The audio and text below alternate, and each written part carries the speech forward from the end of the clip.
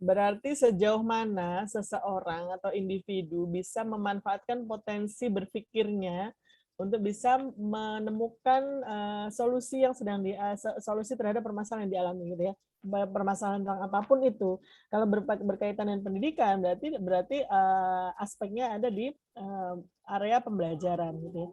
Kalau kemerdekaan berpikir ini erat kaitannya dengan tingkat kreativitas, tingkat kecerdasan seseorang.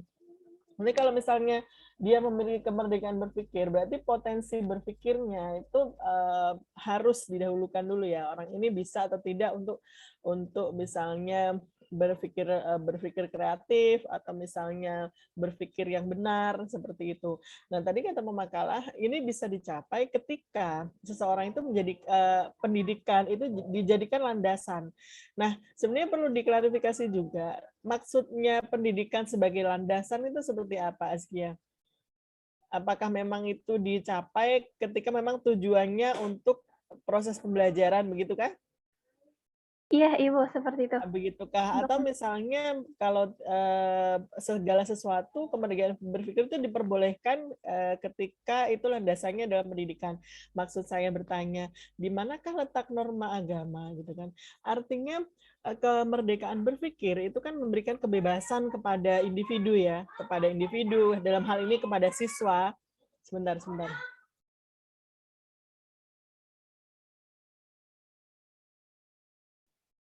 Keberbedaan berpikir berarti kan memberikan kebebasan kepada individu atau dalam hal ini siswa ya untuk mengungkapkan ide-ide kreatifnya sehingga dia bisa mengatasi permasalahan gitu, permasalahan yang sedang dihadapi.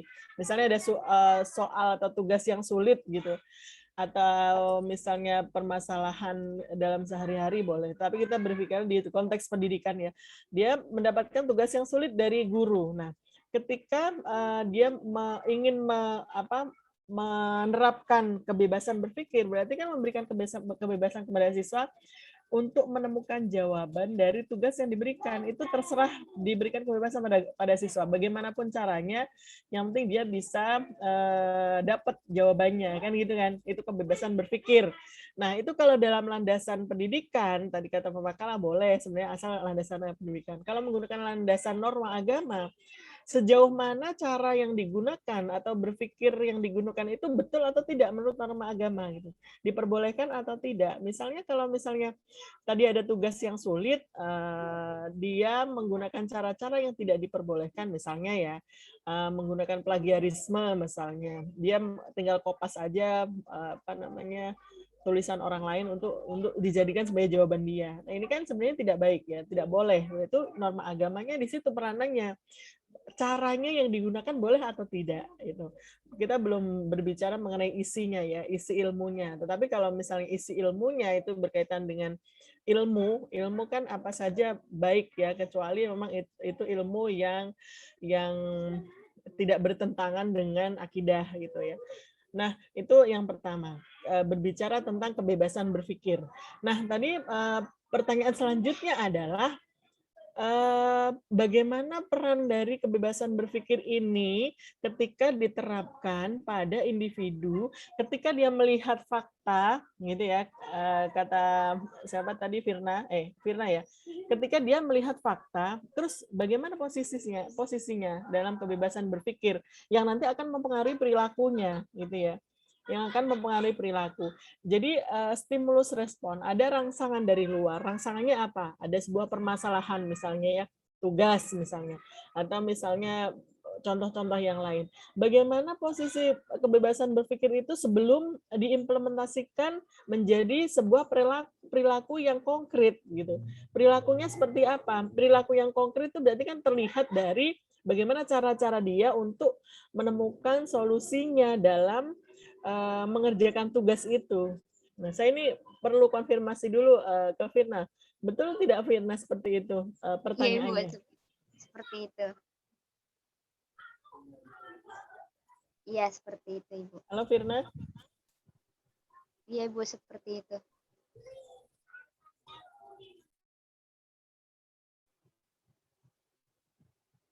Iya, Ibu, seperti itu. Firna hadir? Firna masih Tadi Bu, sinyalnya itu Hadir, putus-putus Bu. Bu kayaknya. Oh, sinyalnya putus-putus ya. Jadi kalau tanggapan saya sih seperti itu ya. Bagaimana faktanya ini loh, ada fakta seperti ini. Sebenarnya kalau kan di sini ada proses berpikir ya. Proses berpikir itu seperti apa? Deduktif, induktif, atau menyebar meluas itu sebenarnya perlu dikaji juga ya.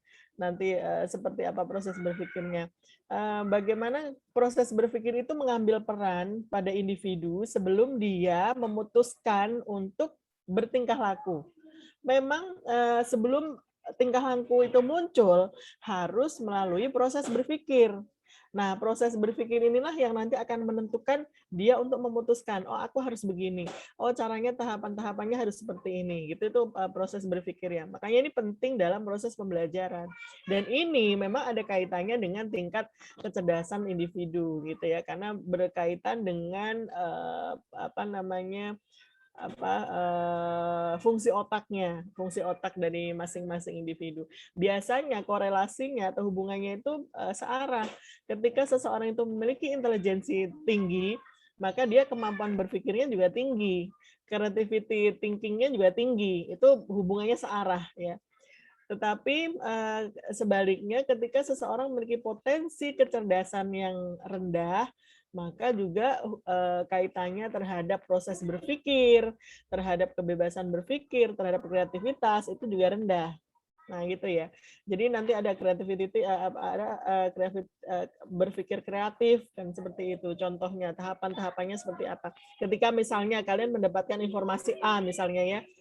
Ini untuk bisa menyerap informasi ini sangat tergantung dari kemampuan kalian untuk berpikir. Dicerna dulu ini informasi betul atau tidak gitu ya. Kalau sudah betul, nah sikap saya selanjutnya seperti apa? Ketika sudah menentukan sikap, baru ke perilaku. Jadi urut-urutannya seperti itu. Ada stimulusnya itu berupa permasalahan-permasalahan atau tugas-tugas, nanti baru ada respon kita. Respon kita itu kalau internalnya itu proses berpikirnya seperti apa, nanti akan memunculkan sikap individu, setelah sikap muncul baru ke perilaku gitu ya. Jadi rangkaiannya seperti itu. Nah, ketika memang kalau misalnya berpikir merdeka ya, kebebasan dalam berpikir ini sangat dipengaruhi juga ada pasti norma-norma yang ikut apa istilahnya ya, tidak bisa berpikir bebas itu sebebas-bebasnya, maksud saya seperti itu ya, tidak seperti itu implementasinya, walaupun tidak ada siapapun yang bisa mencegah seseorang untuk berpikir. Makanya berotak itu kemampuan berpikirnya lebih luas daripada alam raya, dari semesta alam ya. Kan tidak ada batasnya. Kalian berpikir kan boleh ya, mau berpikir tentang apapun, mau kapanpun, dan dimanapun itu kan tidak ada yang bisa membatasi. Tetapi ketika itu sudah diimplementasikan menjadi sikap dan perilaku, nah di sini fungsinya ada peran norma agama, ada fungsinya norma sosial, boleh atau tidak boleh, baik atau tidak baik. Nah itu fungsinya di situ sebagai controlling ya, sebagai pengontrol. Tapi kalau berpikir itu tidak ada yang bisa membatasi. Karena ini adalah potensi kalian berpikir merdeka seperti apa.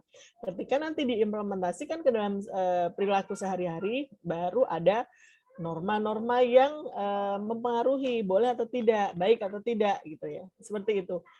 Kalau saya menangkapnya pertanyaannya seperti itu. Ada yang mau nanggapin atau enggak? Atau yang nambahin? Gimana Firna? Terima kasih, Bu. Alhamdulillah terjawab.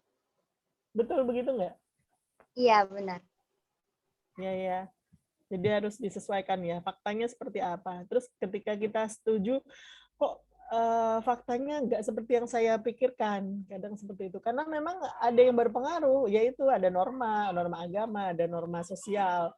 Kalau tadi kata pembakalah ada di pendidikan, di sekolah boleh atau tidak, nah, itu dari pendidikan seperti itu. Oke, kalau sudah jelas, kita lanjut ke pertanyaan selanjutnya.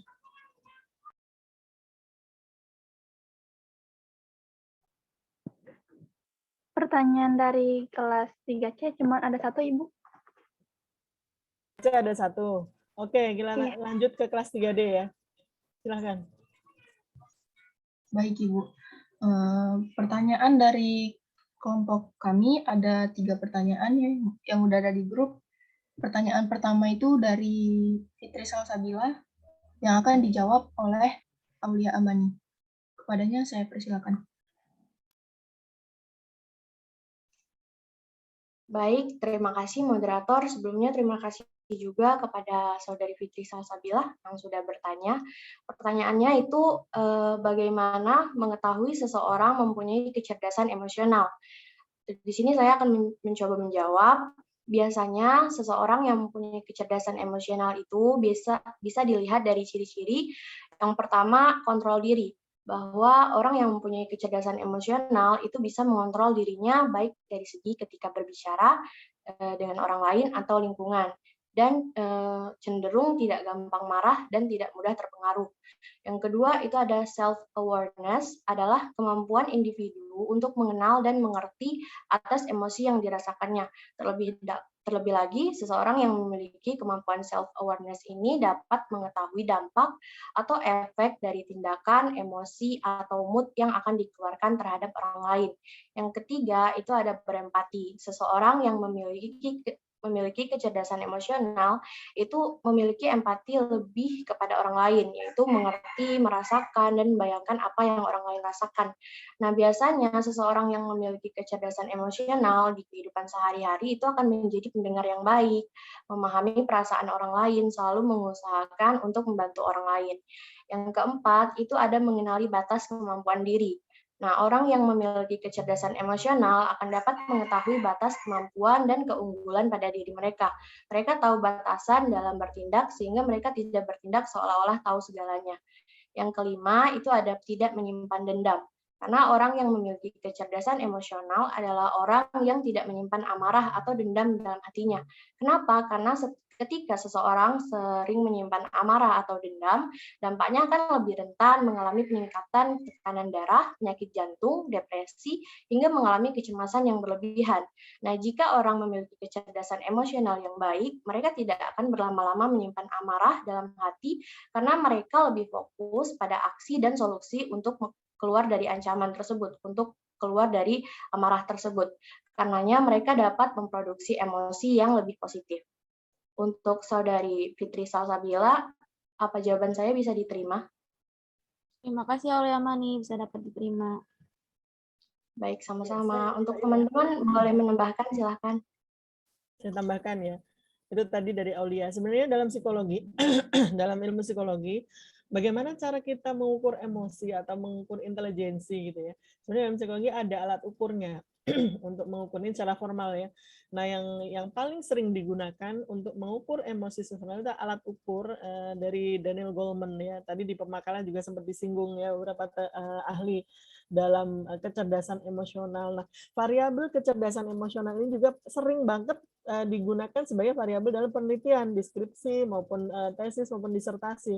Karena emosional itu salah satu faktor yang juga ikut berpengaruh dalam keberlangsungannya pembelajaran ya. Jadi pembelajaran itu selain faktor materi-materi pembelajaran, juga ada faktor psikologisnya, bagaimana emosi siswa atau guru, bagaimana kecerdasan siswa dalam pembelajaran. Nah, tadi pertanyaannya bagaimana kita bisa mengetahui kecerdasan emosi seseorang gitu. Kalau dalam psikologi ada alat tesnya ya untuk mengetahui kecerdasan emosional. Nah, ini yang paling sering digunakan itu adalah Daniel Goleman dari kecerdasan emosional. Nah, tadi Aulia menyebutkan beberapa kriteria atau indikatornya bagaimana seorang dikatakan cerdas atau tidak cerdas secara emosional. Tadi ada empati, bagaimana mengelola emosi dan sebagainya. Tapi kalau dari Daniel Goleman itu yang dijadikan indikator untuk mengukur seseorang memiliki kecerdasan emosi itu ada 5. Itu yang pertama ada mengenali emosi diri sendiri. Dia tahu nggak emosinya dia itu seperti apa? Saya tahu nggak sejauh mana, atau emosi saya seperti apa? Saya termasuk orang yang sensitif atau tidak misalnya ya? Saya termasuk orang yang pemarah atau tidak? Saya mudah terprovokasi atau tidak? Bagaimana sejauh mana orang itu bisa mengenali emosi dirinya sendiri? Itu yang pertama indikatornya. Nah, yang kedua adalah mengelola emosinya. Mengelola emosi itu sejauh mana dia bisa mengendalikan emosinya. Ketika dia marah, apa yang harus dilakukan selanjutnya itu. Ketika dia menghadapi orang yang tidak sepaham atau tidak sefrekuensi dengan dia misalnya ya, bagaimana cara kita mengendalikan emosi gitu. Yang kedua itu bagaimana, yang pertama mengenali, yang kedua mengendalikan atau mengelola emosi. Ketika apa harus bagaimana, itu namanya mengelola emosi. Nah, yang ketiga adalah memotivasi diri sendiri. Ketika kita tahu kita memiliki beberapa kekurangan-kekurangan, kita memiliki beberapa karakteristik yang bisa jadi itu dinilai negatif ya, misalnya kayak sensitif, itu kan kadang dia menjadi positif, kadang menjadi negatif. Nah, bila mana sensitif itu menjadi positif adalah ketika dia bisa menangkap suasana yang ada di lingkungannya. Jadi sensitif. Oh, ini kayaknya dosen saya sedang marah ini, atau misalnya orang tua saya lagi tidak sreg, lagi tidak mood. Ini berarti dia bisa sensitif perasaannya ya, artinya bisa mengukur lah bagaimana situasi lingkungan, itu situasi yang positif, sensitif yang positif. Tapi kalau sensitif yang negatif itu kalau sudah dalam tahap tidak wajar, artinya kalau bahasa kalian ya itu biasanya baperan. Baper ini juga kadang dampaknya negatif karena terlalu baper tuh merugikan diri sendiri ya. Ternyata pandangan orang lain tidak seperti itu. Kita yang terlalu melebih-lebihkan itu. Nah, ketika kita sudah memahami bagaimana karakter kita, bagaimana emosi kita, selanjutnya adalah kita bisa memotivasi diri sendiri. Oh, aku nih orangnya sensitifan misalnya. Jadi aku untuk bisa bergaul lebih jauh lagi atau misalnya biar punya banyak teman, aku tidak boleh baperan, misalnya gitu ya, tidak terlalu baperan karena itu nanti akan rugi kalau terlalu baperan. Nah, ini bisa memotivasi, bisa dijadikan sebagai dorongan bagi seseorang untuk bisa melangkah lebih jauh lagi atau lebih ke tahapan lebih bagus lagi gitu ya, lebih baik lagi. Nah, yang keempat adalah dia bisa mengenali emosi orang lain. Jadi setelah dirinya sendiri selesai, dia sudah tahu, oh saya ini orangnya seperti apa, emosi saya orang yang baperan atau tidak, saya mudah tersentuh atau tidak, itu sensitif juga ya. Kemudian yang selanjutnya adalah dia bisa mengenali emosi orang lain. Biasanya orang yang memiliki kecerdasan emosional ini, orang lain ketika bersama dia itu akan merasa nyaman. Curhat itu nyaman, terus bergaul itu nyaman. Karena dia orangnya ya, atau misalnya enak gitu ya, humble, orangnya ramah, orangnya mudah mengerti atau sensitif itu tadi perasaannya. Jadi teman-temannya tuh selalu nyaman kalau bergaul sama dia, itu biasanya dia mengenali emosi orang lain tuh seperti itu. Nah, yang terakhir adalah dia bisa membina hubungan. Artinya membina hubungan di sini pasti berkaitan dengan komunikasi ya, interaksi dengan orang lain. Nah, ketika seorang itu sudah mengetahui bagaimana karakter emosinya, bagaimana mengelola, ketika dia akan berinteraksi dengan orang lain itu akan nyaman, akan nyambung, nggak ada masalah ya, karena dia tahu situasinya begini, maka saya harus begini gitu. Kan ada orang yang nggak tahu situasi ya, ada orang yang lawan bicaranya itu nggak suka diajak bercanda.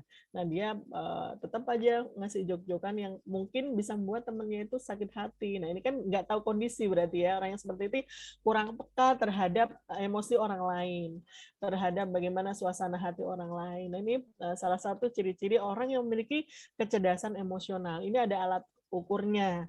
Kalian kalau nanti mau pakai variabel ini sebagai alat ukur dalam penelitian ada, kalian searching ada ya, alat ukur kecerdasan emosional menurut Daniel Goleman itu ada. Jadi ketika itu nanti indikator-indikatornya sudah bisa dijawab, akan diolah. Oh, ternyata orang ini memiliki kecerdasan emosional yang tinggi gitu. Begitu juga dengan kecerdasan intelijensi ya, kemampuan berpikir. Ini juga ada alat ukurnya. Yang paling sering digunakan contohnya kalau dalam psikologi itu ada Wechsler, ada alat ukur yang lain. Jadi alat ukur itu kalau kita analogikan itu sama dengan misalnya obat sakit kepala, ada Panadol, ada apa lagi? Bodrex misalnya ya. Nah, ini juga sama, alat ukur dalam psikologi itu ada merek-mereknya. Ada dari Daniel Goleman, ada nanti dari siapa lagi tokoh yang lain. Begitu juga dengan alat ukur intelijensi, macam-macam ya. Ini macam-macam juga alat ukurnya, tergantung kalian kecenderungannya kemana. Itu secara formal bisa diukur. Tapi kalau kita sebagai mengukur atau pengen tahu sejauh mana, berarti dari indikator-indikator itu kita perhatikan orang ini punya empati tidak, punya rasa mudah tersentuh atau tidak dengan orang lain. Orang ini peka atau tidak, gitu yang paling mudah kita lihat seperti itu ya. Orang ini punya sensitivitasnya tinggi atau tidak, memahami perasaan orang lain dia punya atau tidak. Itu kalau kita secara awam melihatnya seperti itu, bisa diukur dari situ bisa. Tapi kan ini kalau kita jadikan kalau kita mau mengilmiahkan itu harus ada alat ukurnya. Jadi seperti itu ya. Yang bisa siapa? Ya ke psikolog memang untuk mengetahui kecerdasan atau misalnya alat ukurnya. Sama dengan tes minat, sama dengan tes bakat, tes intelijensi, tes emosional. Yang ada spiritual quotient. Jadi kecerdasan itu ada kecerdasan intelijensi, kecerdasan emosional, kecerdasan spiritual gitu ya. Nah, ini yang harus kalian pahami seperti itu. Jadi tidak cukup. Tadi ada pertanyaan dari teman-teman ya. Ada kecerdasan emosional, kecerdasan intelektual, ini lebih bagus yang mana? Nah, itu nanti dijawab sama makalah. Bisa dipahami? Bisa, Ibu. Pertanyaan yang tadi clear ya? Iya, Ibu. Oke, sekarang kita lanjutkan ke pertanyaan selanjutnya.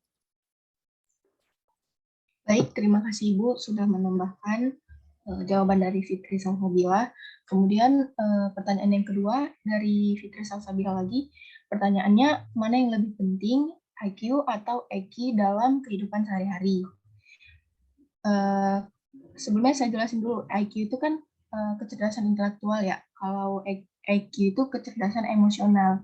Jadi itu yang lebih penting itu kecerdasan emosional atau EQ. Kenapa? Karena EQ berperan sangat penting dalam proses menghadapi kehidupan sosial yang harus berinteraksi dengan orang lain. Jika tidak ada EQ, maka kita tuh tidak akan bisa menjalankan hidup sebagai individu yang berinteraksi dengan lingkungan sekitar. Gitu. Bagaimana Fitri? Apakah sudah jelas? Ya, sudah jelas. Terima kasih, Nuraliza. Ya, baik. Teman-teman yang ingin menambahkan atau Ibu? Iya, baik. Kalau tadi, jadi gini, kalau kita berbicara lebih baik yang mana, itu sebenarnya tergantung ya, tergantung konteksnya seperti apa. Tetapi memang penelitian terbaru, dulu orang itu berasumsi bahwa orang yang sukses atau berhasil itu ketika dia memiliki tingkat intelijensi yang tinggi, cerdas gitu ya. Dan asumsi orang zaman dulu, orang namanya cerdas itu berarti dia cerdas matematika, cerdas fisikanya, cerdas kimia, sainsnya lah ya. Itu asumsi jadul itu. Dan sekarang udah nggak seperti itu lagi. Namanya kecerdasan kan banyak. Ada multiple intelligence-nya, bukan hanya kecerdasan numerik saja, tetapi ada kecerdasan emosional, kecerdasan spiritual, seperti yang kemarin saya jelaskan ya. Ada kecerdasan lingual, ada artistik, ada natural, ya kan, macam-macam kecerdasan. Jadi kita tidak bisa berasumsi lagi bahwa yang namanya orang cerdas itu adalah orang yang cerdas, jago matematikanya dapat 100. Itu tidak seperti itu lagi.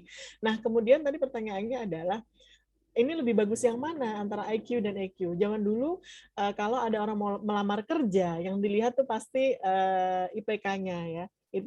IPK itu kan menggambarkan kecerdasan intelektualnya ya, IQ-nya seorang ya. Walaupun ini sebenarnya IQ, kalau kita berbicara IQ sebenarnya ada standar normanya.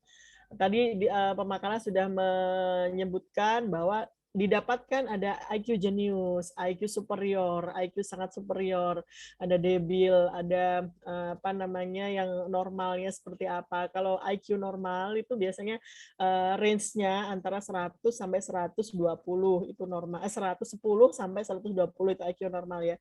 Dia masuk ke superior ketika dia ada 120 ke atas. Nah, masuk sangat superior itu kalau 130 ke atas. Nah, nanti masuk ke jenius itu ketika IQ yang berapa. Ini berdasarkan alat ukurnya. Ada alat ukurnya. Jadi nanti kalian ikut tes IQ. Saya kira banyak ya, kalian sudah pernah mengikuti tes IQ. Nah, IQ kalian di mana? Itu kan ada debil nanti. Kalau debil itu berarti dia di bawah normal, yang ketika seseorang memiliki IQ debil tidak bisa diajarkan tentang teoritis.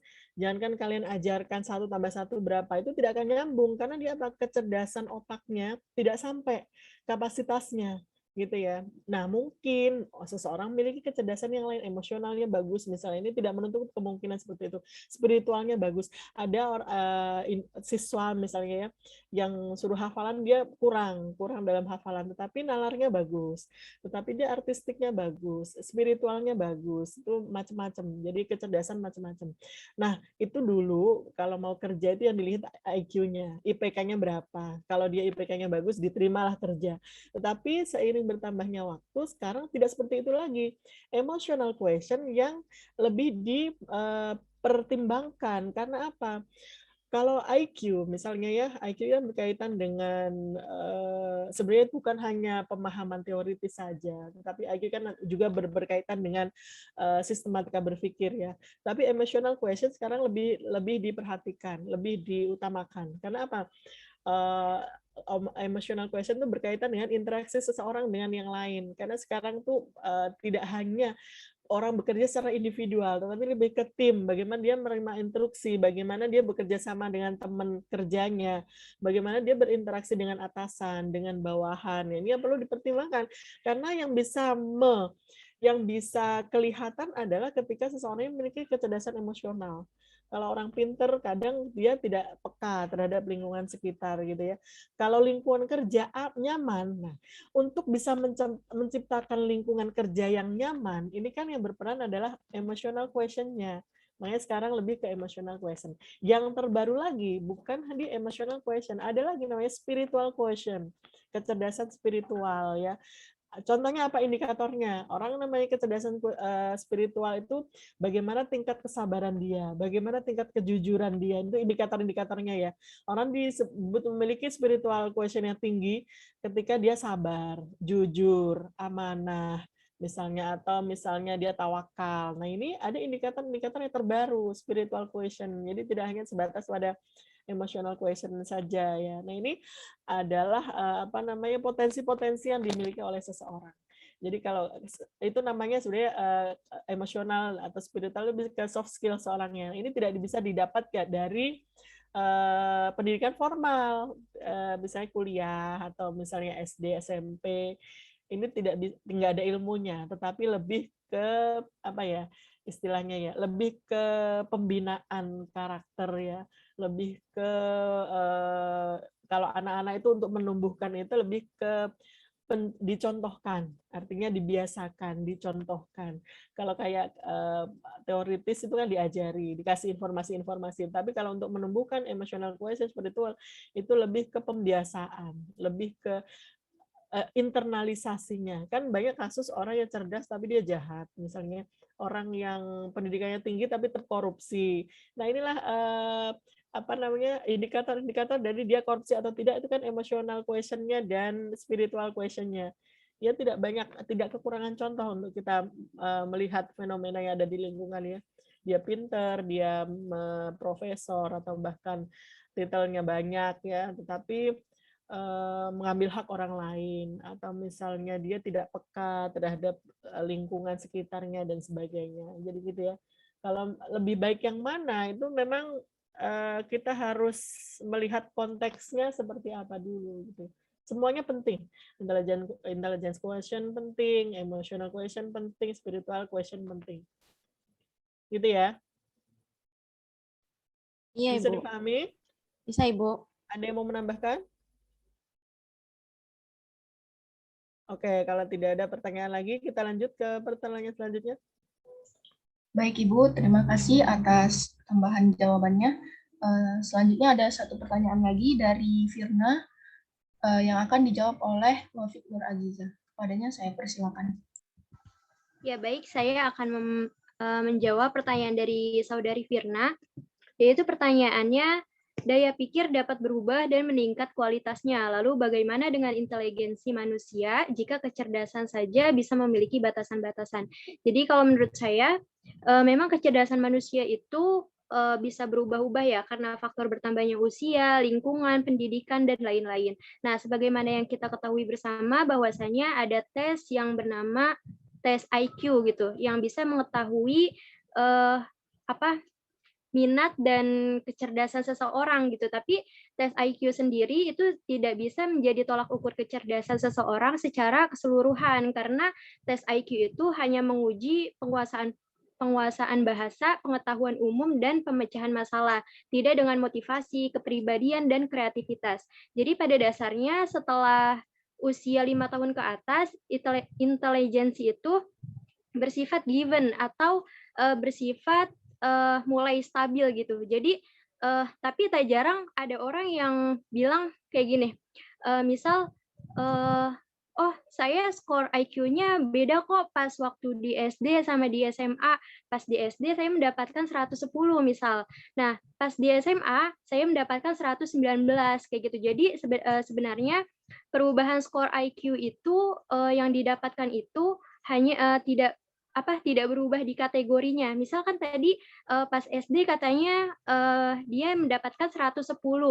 Nah, terus pas di SMA dia mendapatkan 119, dan di mana bilangan-bilangan itu adalah termasuk dalam kategori yang sama, yaitu dalam kategori yang cerdas, kayak gitu.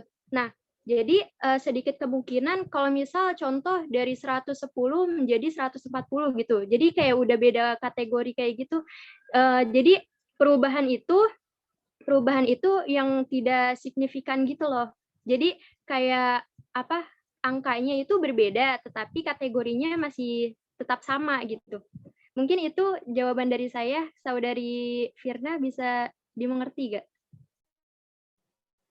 Alhamdulillah terjawab. Terima kasih Saudari Wafik. Jadi betul banget ya yang dijelaskan oleh Wafik tadi. Betul sekali. Jadi apakah kecerdasan seseorang itu bisa berubah? Dulu misalnya dulu waktu kecil kok saya cerdas banget ya, tapi ketika sudah gede kok lola misalnya gitu ya. Nah, ini berbagai macam faktor ya. Kita skip dulu untuk pembahasan itu. Yang pertama pembahasan tadi Wafik benar. Yang berubah bukan pada kategorisasinya, tetapi range angkanya berubah. Nah, tes intelijensi itu juga macam-macam. Ada untuk tes intelijensi untuk anak-anak, Western for Children itu ada. Jadi intelijensi untuk anak-anak berbeda, untuk remaja berbeda, untuk dewasa berbeda. Mungkin saja perubahannya itu pada angkanya, tetapi tidak di kategorisasinya. Nah, mungkin betul tadi contohnya, ketika SD dia ikut tes intelijensi dapatnya 115 misalnya ya. Nah, ketika SMA dia ikut tes intelijensi lagi, hasilnya 119. Atau misalnya dari 119 turun menjadi 115. Ini sangat mungkin terjadi karena memang banyak faktor. Misalnya ketika mengikuti tes, kondisi siswa seperti apa, dia siap atau tidak ya, emosionalnya seperti apa, dia lagi sedih atau lagi semangat, atau misalnya sarana dan prasarana juga ikut menentukan. Tetapi yang tetap adalah di kategorisasi, dia masih tetap di cerdas ya, 110 sampai 120 itu termasuk cerdas. Itunya yang tetap, tetapi untuk bilangannya bisa berubah tetapi tidak signifikan. Kalau signifikan misalnya dari 110 menjadi 140, ini kan dari cerdas menjadi jenius ya. Nah, ini yang berarti mungkin validitas alat ukurnya yang perlu dipertanyakan, atau misalnya kondisi siswa ketika tes yang harus dipertanyakan. Jadi untuk bisa menentukan itu harus dilihat dulu alat ukurnya benar atau tidak. Itu yang pertama. Alat ukurnya untuk mengukur itu udah sesuai atau belum. Jangan sampai anak-anak tes intelijensi anak-anak dikasih soal tes intelijensi untuk orang dewasa. Nah, ini tuh udah salah ya. Validitas alat ukurnya saja sudah salah. Nah, yang kedua adalah tadi pertanyaannya bisa nggak berubah, misalnya kecerdasan orang yang awalnya bodoh menjadi pinter. Bisa jadi.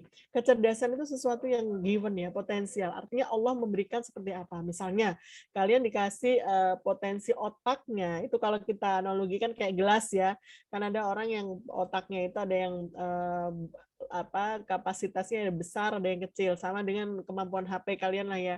RAM-nya ya, penyimpanan data memorinya kan ada yang besar, ada yang kecil ya, tergantung. Kalau dia penyimpanan memorinya besar, berarti dia bisa menampung berbagai informasi yang lebih banyak. Begitu juga otak manusia. Kalau Allah memberikan potensi otaknya itu besar, berarti penyerap daya serap dan potensinya besar. Tergantung bagaimana kalian menggunakannya. Nah, ini ada meme yang lucu ya, misalnya kalau diperjualbelikan otak orang Indonesia dengan otak orang Israel, itu lebih mahal mana? kira-kira? Sama-sama orang cerdas ya. Otaknya orang cerdas orang Indonesia dengan otak orang cerdas Israel itu lebih mahalan yang mana kira-kira? Otak cerdas Orang orang Israel. Indonesia. Orang Israel. Dia jawab orang Israel, jangan jawab Indonesia. Kalau orang Israel kenapa? Analisanya gimana? Karena orang Israel tuh pinter-pinter, Bu. Pinter-pinter. Ini kondisinya sama pinternya.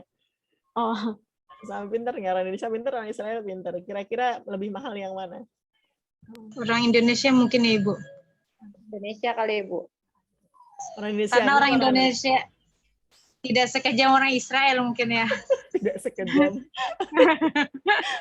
iya Bu, bisa juga kayak gitu sih. Ini Soalnya nilai kemanusiaannya mungkin udah hilang. Nilai kemanusiaannya ya. Itu sudah berpikir afektif ya, suka tidak suka, baik tidak baik. Tapi yang jadi lucu adalah karena pasti mahalan orang Indonesia. Karena apa? Kalau orang Israel sudah kapasitasnya udah mau penuh, misalnya kapasitas 100, dia udah dipakai 90. Kalau orang Indonesia misalnya kapasitas 100, dia otaknya masih baru dipakai 10%. Jadi kapasitasnya masih banyak gitu. Lebih mahalan otak orang Indonesia. Karena orang Israel udah sering dipakai lah ya, istilahnya misalnya ketika kalian beli HP baru misalnya, HP barunya RAM-nya sama-sama tinggi. Nah, HP baru, HP second. Kalau HP second yang satu udah mau hampir penuh. Nah, yang satu ini masih dia potensinya masih banyak, RAM-nya belum terlalu dipergunakan, tapi potensinya banyak. Nah, ini lebih mahal.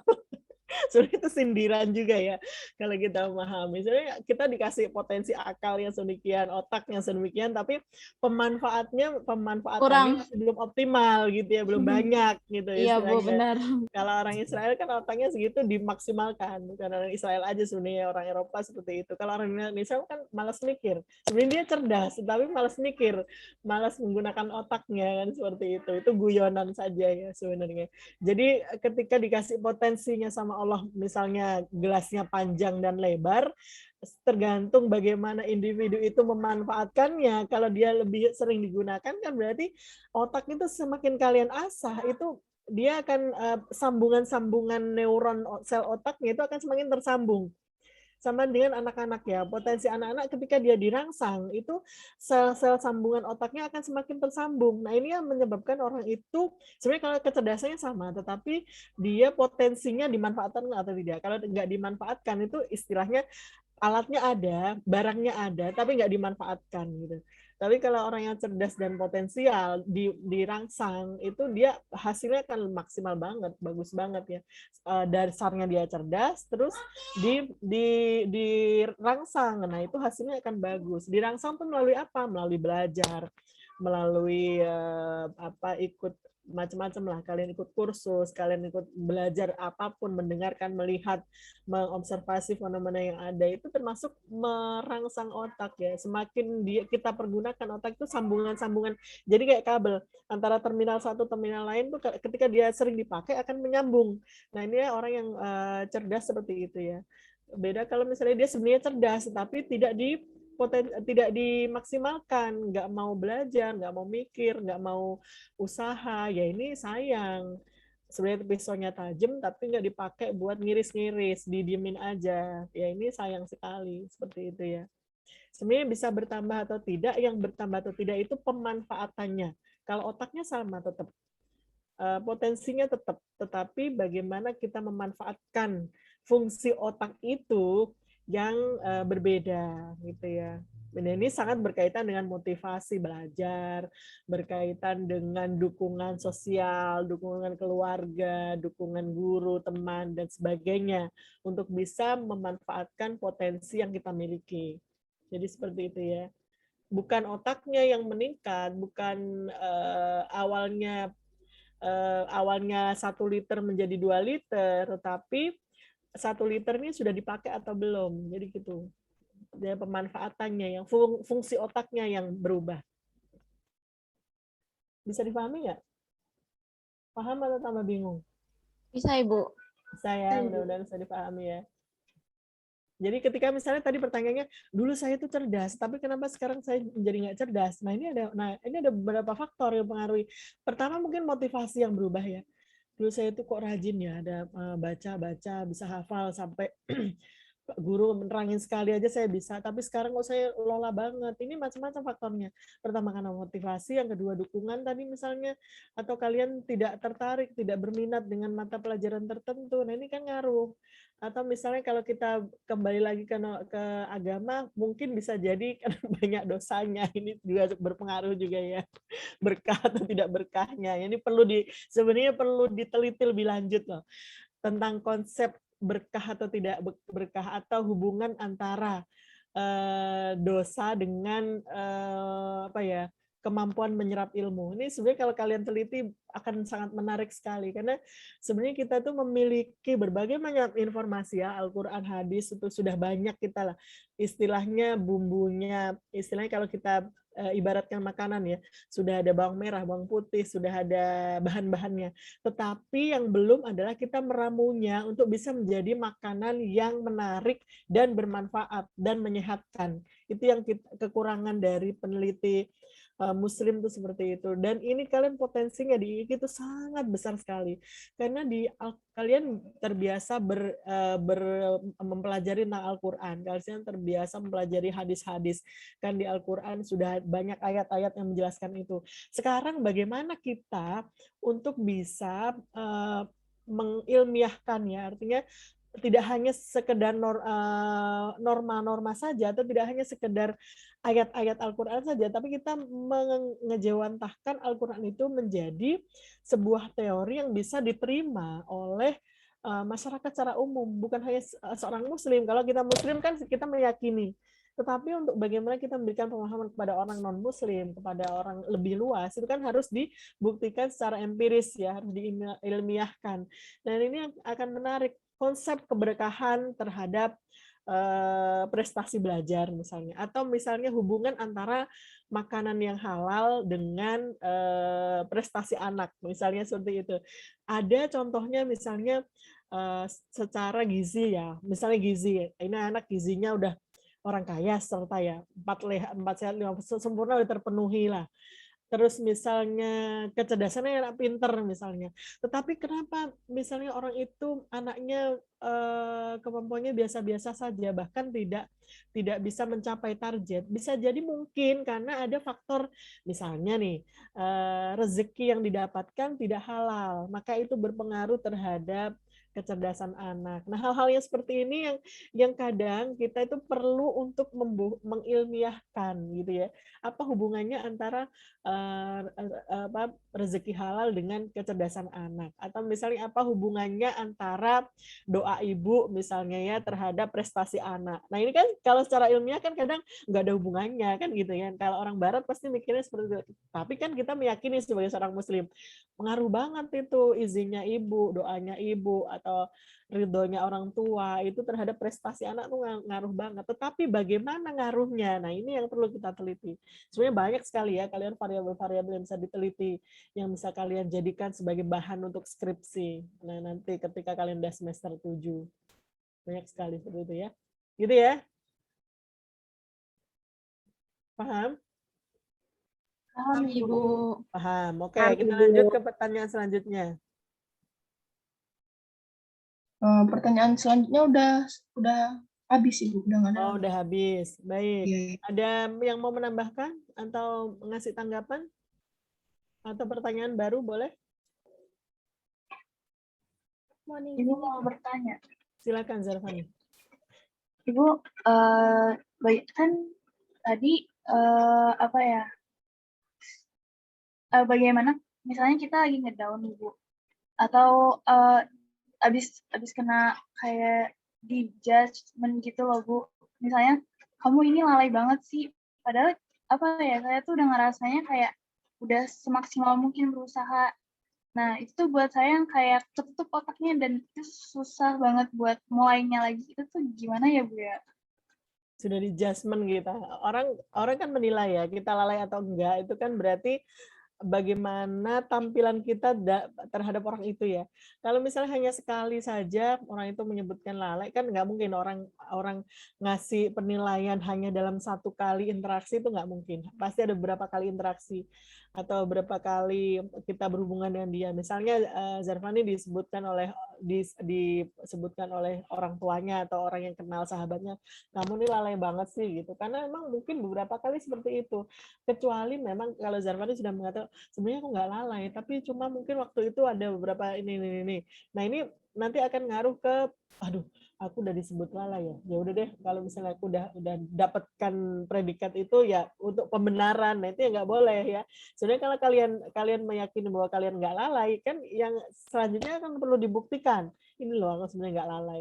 Ya kalau ada tugas-tugas yang selanjutnya atau misalnya kepentingan dibuktikan bahwa kalian itu tidak lalai gitu ya.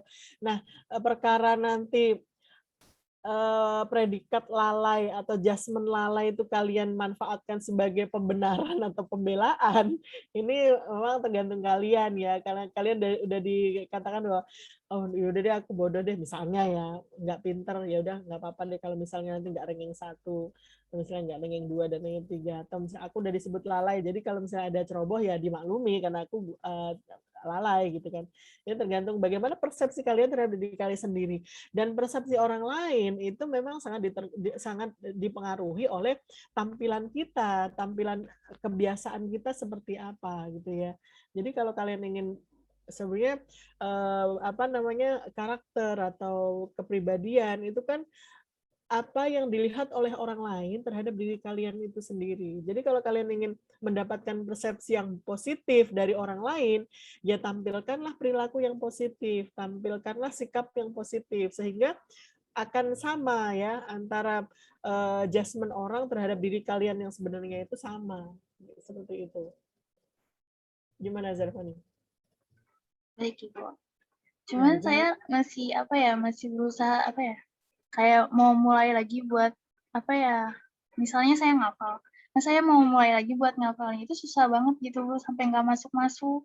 Karena udah mendapatkan stigma itu ya? Karena misalnya misalnya yang menerima setoran saya itu bilang, saya tuh capek ya menerima setoran kamu, terus saya capek kenapa gitu. Jadi saya bingung kayak ini harus gimana.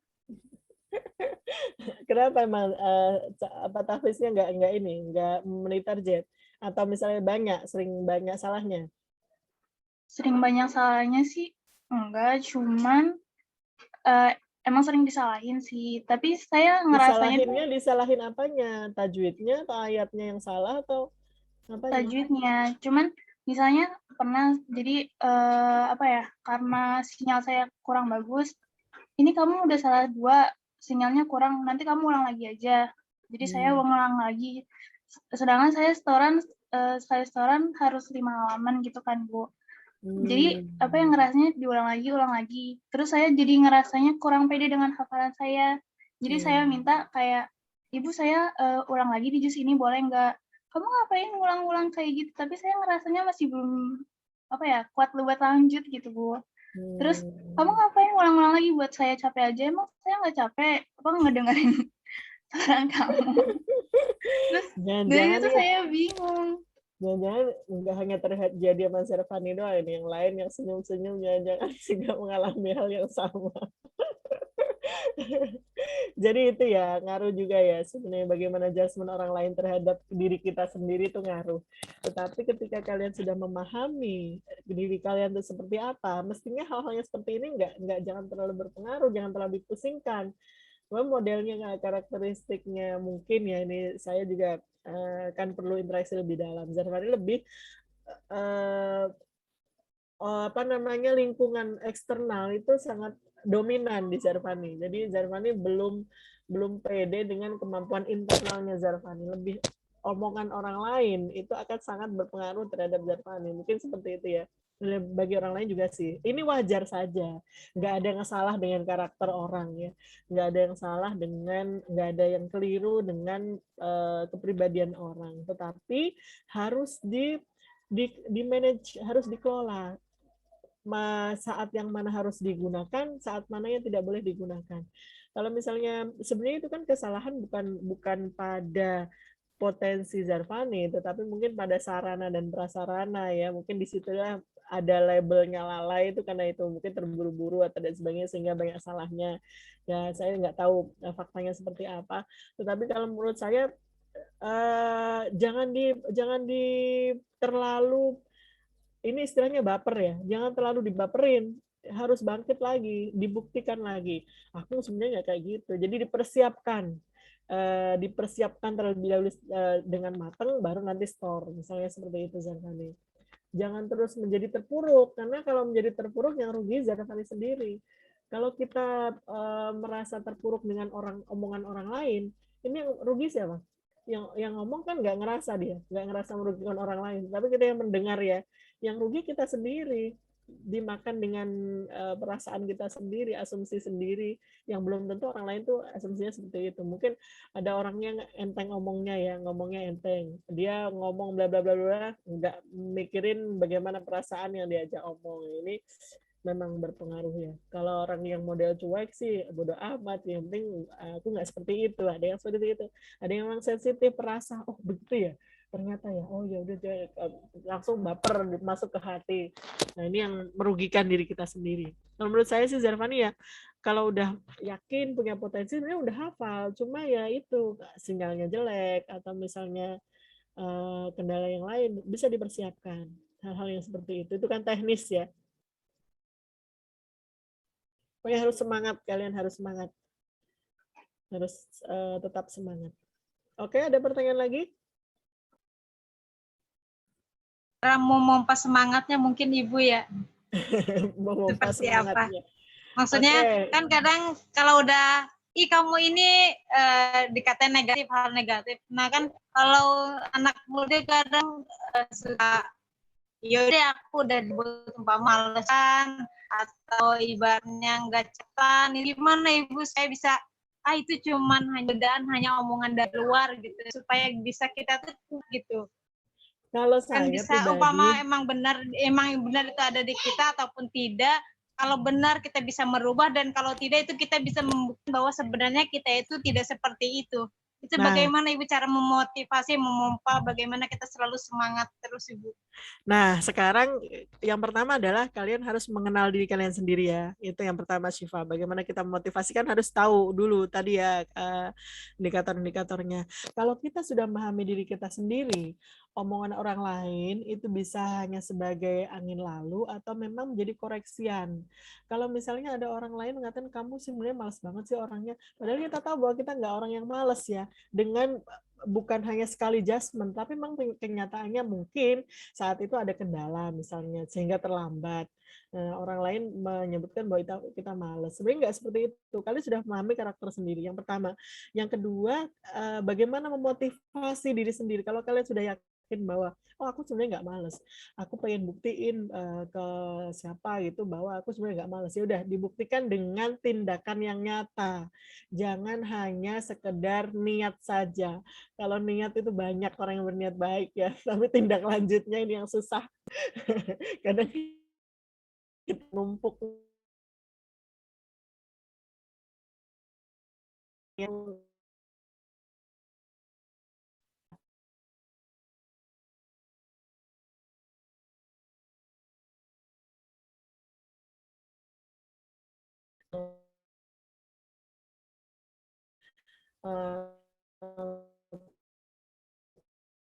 kuliah itu sekali ya dari kalian harus kembali lagi ke tujuan itu. Kalau aku misalnya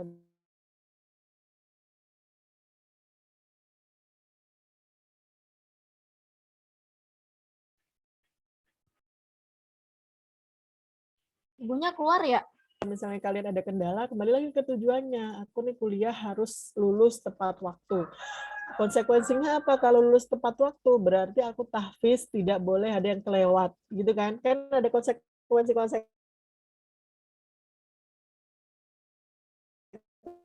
Maaf, suaranya putus-putus. Wah, oh iya, ini internet Sekarang masih ini? Jelas nggak? Lumayan Bu, tadi putus-putus. Mungkin di off cam dulu, Bu. Ya maaf, karena tadi ini ya baterainya. Jadi tujuan lagi. Kalau kalian memiliki tujuan, aku tahfiz tidak pastinya harus setiap hari ngafalin berapa halaman gitu. Nanti pasti ada gangguan-gangguan. Misalnya sakit lah atau misalnya gangguan. Ini kalian harus bisa manajemen diri sendiri. Kalau ada gangguan, apa yang harus aku lakukan gitu. Kalian sudah memiliki rencana-rencana ya. Saya kalau mengatakan orang yang sukses itu maksudnya ditentukan oleh sebagaimana orang itu bisa membaca situasi dan bisa beradaptasi. Itu salah satu indikator orang yang cerdas dan sukses ya. Ketika dia menghadapi ada masalah, langsung switch ke plan B, plan A, plan B, plan C. Jadi dia memiliki rencana itu tidak hanya satu rencana, ada beberapa rencana. Kalau plan A tidak berhasil atau misalnya tidak memungkinkan, beralih ke plan B. Nah, rencana-rencana ini harus kalian sesuaikan dengan kemampuan kalian dan potensi dan situasi kalian. Mau pas misalnya pertama kuliah bayar sendiri nggak beasiswa ya, yang kedua mungkin mahal ya.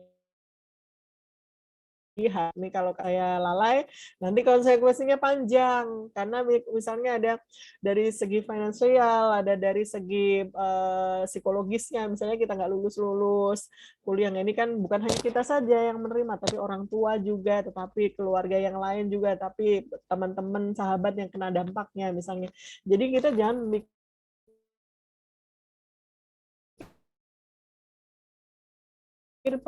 kan orang tua sebagai motivator. Kalau saya sudah punya anak saya jadikan sebagai motivator. Kalau kalian punya misalnya ya, atau partner kalian, jadikan dia sebagai motivator, atau sahabat kalian, atau misalnya guru kalian, macam-macam itu motivator macam-macam. Tapi jangan jadi patokan diri sendiri saja. Saya katakan cukup untuk memotivasi kalian lebih tinggi lagi ya. Kalau motivasi diri sendiri rendah, nah itu harus menggunakan motivator orang lain. Misalnya kalian bisa lihat siapa gitu, nanti bisa termotivasi. Jadi seperti itu ya, harus mengetahui dulu potensi kalian seperti apa, karakter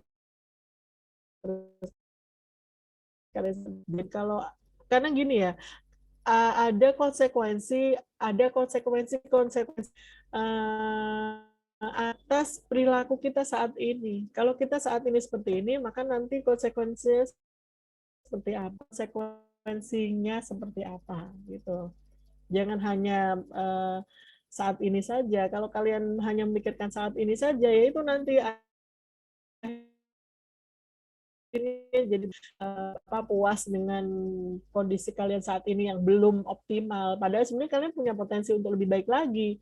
Hanya bagaimana mau atau tidak mau. Kalau kalian mau, kalian harus mencari bagaimana kalian rencana itu seperti apa. Jadi gitu ya. Kalau saya sih sering menggunakan motivasi terdekat, orang tua saya, misalnya suami, anak-anak, saudara-saudara, itu yang saya pikirkan. Jadi saya lebih semangat. Kuliah tidak boleh lama-lama karena berhubungan dengan bayar kuliah mahal misalnya ya, atau berhubungan dengan nanti nggak lulus-lulus, nggak cepat-cepat jadi dokter. Kalau kalian kuliah harus cepat. Karena apa? Misalnya kalian persyaratan dari orang tua menikah, tapi syaratnya harus lulus. Nah, misalnya seperti itu ya. Kalian jadikan motivasi.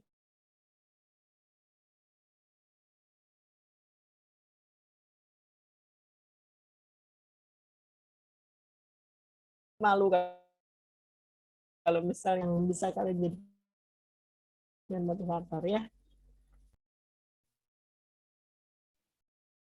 Jelas? Jelas, Ibu. Ibu, ini ada pertanyaan. Ya? Iya, putus-putus, Bu. Oh iya. Ibu, ini ada pertanyaan dari Siva Fauzia. Saya ingin mewakilkan pertanyaan dari saudari Siva Fauzia. Kalau kita seseorang yang bertipe memendam emosi dan permasalahan sendiri, bercerita kepada orang lain, itu bagaimana solusi terbaik cara mengatasinya?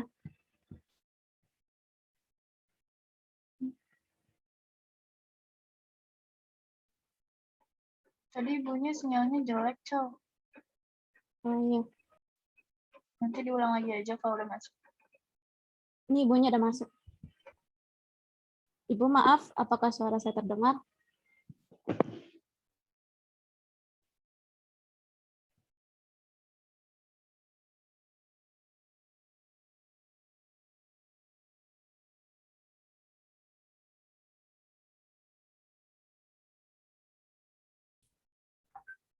Halo? Ibu maaf, ini ada pertanyaan satu lagi, Bu. Ya. Dari Gimana? Siva Fauzia. Hmm. Saudari Siva Fauzia bertanya, kalau kita seseorang yang bertipe memendam emosi dan permasalahan sendiri tanpa bisa bercerita ke orang lain, itu bagaimana solusi terbaik cara mengatasinya, Bu? Terima kasih. Ya, jadi langsung saya jawab ya. Yang pertama itu bisa kalau dilihat dari indikasinya ya, sepertinya itu indikasi orang yang introvert pertama ya. Orang introvert itu artinya dia komunikasinya lebih ke dalam dirinya sendiri. Nah, yang perlu dilakukan adalah yang pertama ketika kita punya masalah, oke, kalau misalnya kita bisa menghadapinya sendiri, kita tidak membutuhkan bantuan orang lain itu bagus ya, bagus. Tetapi yang tidak bagus adalah ada saat-saat ketika kita permasalahan yang kita hadapi itu kita tidak bisa mengatasinya sendiri. Nah, ini yang perlu dilakukan ada bantuan orang lain orang lainnya itu yang seperti apa? Yang pertama kalian merasa nyaman dulu. Yang kedua kalian yakin bahwa orang itu memiliki kapasitas untuk membantu kalian. Itu ya, jadi efektif ya pola komunikasinya. Jangan sampai kalian curhat ke orang lain yang orang lain itu kelihatan, tapi tergantung kebutuhan kalian sendiri, tergantung kebutuhan kalian dulu. Kalian tuh kadang pengen curhat tuh hanya pengen cerita saja. Ada kan orang yang seperti itu, yang penting dia didengerin aja curhatnya, nggak masalah, nggak dibantuin, yang penting dia plong lega. Ada yang seperti itu. Berarti kan tidak membutuhkan teman curhat yang solutif. Artinya solutif itu bisa memberikan masukan, bisa memberikan jalan keluarnya seperti apa. Nah, ada yang memang dia membutuhkan bantuan solusi. Nah, itu kalian harus mencari orang yang menurut kalian dia memiliki kapasitas untuk itu. Jadi kalian curhatnya nggak ke sembarang orang, misalnya ke teman kalian yang kalian anggap dia lebih paham atau lebih kompeten lah ya. Biasanya nih dia ada akalnya, ada aja solusinya. Nah, bisa kalian curhat ke situ. Atau orang yang kalian percayai, ke guru atau ke Pak Ustadz, ini masing-masing. Jangan hanya diam saja kalau kalian sudah merasa tidak mampu. Ini kan yang bisa mengukur kalian mampu atau tidak mampu kan diri kalian sendiri, diri kita sendiri. Oh, ini aku mampu menghadapi masalah ini. Oke, nggak masalah kalau kalian nggak orang merasa mampu. Nah, kalau kita sudah merasa tidak mampu menghadapi masalah itu, jangan dipendam sendiri. Karena ini nanti efeknya tidak hanya ke kejiwaan kalian, tetapi pasti larinya ke fisik. Ke fisik apa? Ke biologis kalian. Misalnya apa? Jadinya migrain, jadinya MAH, jadinya sakit ke ulu hati. Ini adalah indikasi orang yang sudah tidak mampu sendirian, harus mencari bantuan. Itu kalau secara fisik. Kalau secara psikologis, kalian jadi mudah uring-uringan, stres sendiri, bahkan depresi, bahkan sampai ke kasus bunuh diri. Naudzubillah min dzalik. Jadi ini kalian harus segera menyadari diri kalian sendiri, kalian mampu atau tidak. Itu yang pertama. Ketika kalian mampu, tidak masalah tidak curhat ke orang lain. Tetapi kalian merasa tidak mampu, harus mencari pertolongan. Ya. Nah, pertolongan kalian sesuaikan, kalian nyaman dengan siapa. Apakah yang kalian butuhkan itu hanya sekedar cerita, atau yang kalian butuhkan adalah masukan atau solusi. Nah, ini kalian bisa mengukur. Tapi jangan diam saja. Karena kalau diam saja, yang diserang adalah fisik kalian, psikologis kalian, itu akan mengalami gangguan pasti ya. Jadi seperti itu ya. Jangan diam saja. Kalau yang tadi suka memendam masalah, perasaan sakit hati sendiri, jangan dipendam, disalurkan. Minimal kalian ngomong aja itu sudah melepaskan beban ya. Seperti itu ya. Kalian harus aware terhadap diri kalian sendiri ya. Kita harus aware terhadap diri kalian sendiri. Karena kalau tidak kita sendiri yang mencintai diri kita sendiri, bagaimana orang lain mau mencintai kita? Jadi seperti itu. Gimana yang bertanya tadi? Yang bertanya Syifa Fauzia, Ibu tadi. Syifa, gimana Syifa? Ya, Ibu paham, tapi Ibu maaf kalau misalkan saya salah satunya orang yang tidak percaya, tidak bisa tidak mudah curhat ke orang lain dan menganggap kadang orang lain tuh nggak bisa dipercaya, itu bagaimana Ibu? Jadi sehingga ketika ada masalah itu saya bingung sendiri umpama gitu kan, karena saya menganggap ketika curhat ke siapapun itu selalu bocor gitu. Padahal kita udah mewanti-wanti, kita ini benar nggak ya, ini dipercaya nggak, tapi ternyata ketika kita sudah curhat itu tetap aja masih seperti itu. Itu bagaimana Ibu? Apa kita harus menguatkan dirinya atau seperti apa Ibu? Ya, kalau misalnya memang Syifa tergolong orang yang tidak mudah percaya dengan orang lain, ya harus selektif lagi. Kalau misalnya benar-benar Syifa butuh pertolongan orang lain. Tapi kalau Syifa bisa menangani itu sendiri, nggak masalah, nggak curhat ke orang lain. Cerita atau tidak itu kan kita sendiri, yang orang lain tidak boleh nuntut. Kamu harus cerita. Kalau punya masalah harus cerita, kan nggak seperti itu. Kan kita memiliki hak untuk bercerita atau tidak bercerita.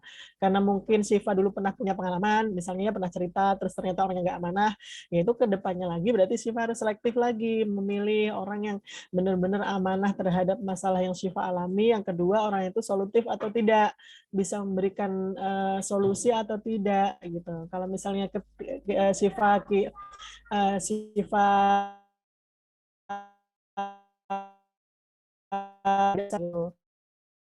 masukan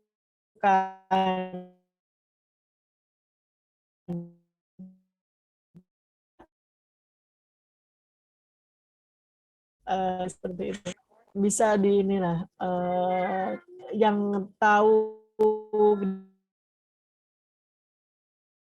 diri kita orang itu. Bu, maaf putus-putus.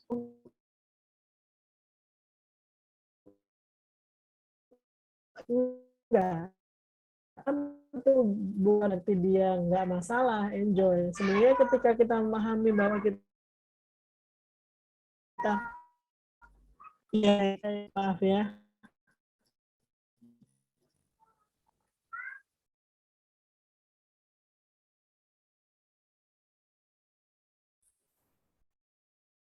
Oke, ini kayaknya jaringan sudah kelelahan juga ya kayaknya internetnya. Iya, Ibu, tadi putus-putus, Bu. Iya, mohon maaf saya. Ini saya sekarang lagi ada di kamar.